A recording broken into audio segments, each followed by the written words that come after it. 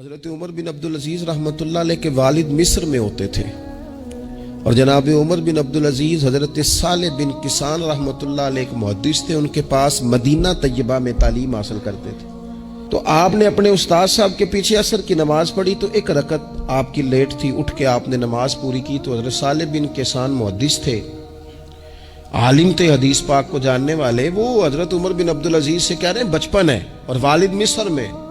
انہوں نے پوچھا بیٹا کہاں تھے؟ نماز میں ایک رکعت میں نے دیکھا کہ آپ نے دیر سے نماز پڑھی ہے۔ تو عرض کرنے لگے میں حضور کنگھی کر رہا تھا۔ بعض بچے آئینے کے سامنے کھڑے رہتے ہیں پھر بڑی بڑی دیر ہی کھڑے رہتے ہیں۔ کنگھی کر رہا تھا تو ذرا دیر ہو گئی۔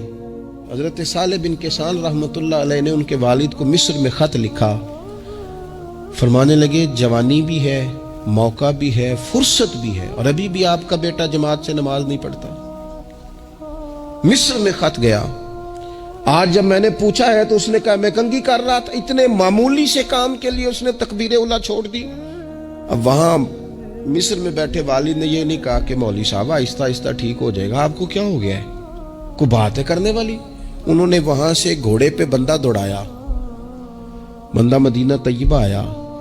اس نے کہا جاتے ہی عمر بن عبدالعزیز کو لے جانا حجام کے پاس اور اس کے سارے بال اتروا دینا، اور اسے کہنا پتر جن بالوں کی وجہ سے نماز رہ جائے ان بالوں کو سر پہ نہیں رہنا چاہیے۔ تیری جماعت کی رکعت رہ گئی پتر، اتنا بڑا کام، اللہ کے حضور حاضری کا موقع تھا۔ پھر اس کا ریزلٹ کیا نکلا؟ حضرت عمر بن عبدالعزیز بادشاہ بنے۔ 39 سال عمر میں انہوں نے پوری امت کو خیر سے بھر دیا۔ حشام بن عبد الملک کے بھی 11 بیٹے تھے، جناب عمر بن عبدالعزیز کے بھی 11 بیٹے تھے۔ حشام جب دنیا سے گیا تو ہر بیٹے کو 10 لاکھ دینار آئے، اور جناب عمر بن عبدالعزیز جب دنیا سے گئے تو 11 بیٹے تھے اور 6 دینار تھے۔ اور جاتی دفعہ کہنے لگے پتر اپنے باپ پہ شکوہ نہ کرنا، تمہارا باپ بزدل تھا، 2 رستے تھے، یا تو میں اپنے لیے جہنم کٹھی کرتا اور تمہارے لیے جائیداد بناتا، لیکن میں بزدل تھا، دوزخ سے ڈر گیا، میں جائیداد نہیں بنا سکا، اپنے باپ کو معاف کر دینا۔ تو بچے کہنے لگے ابا جی ہم جس گلی سے گزرتے ہیں لوگ اٹھ کے کھڑے ہو جاتے ہیں کہ نیک باپ کی اولاد جا رہی ہے، اچھے باپ کے بچے جا رہے ہیں، ہمیں کوئی ضرورت نہیں جائیدادوں کی۔ وہ شخص جو یہ بیان کرتا ہے نا کہ 6 دینار چھوڑ گئے تھے، وہ کچھ کفن دفن پہ لگ گئے، کچھ اور کسی کام لگ گئے، 6 دینار کل بچے بچوں کے پاس، 11 بیٹوں کے پاس۔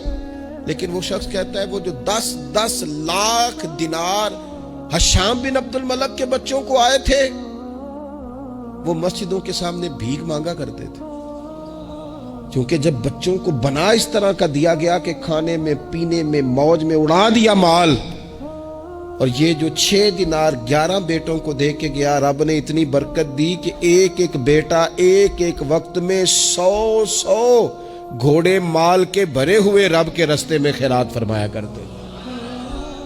اصل دولت اولاد ہے، اصل دولت اس کا اخلاق ہے، اصل دولت اولاد کی اخلاقی تربیت ہے۔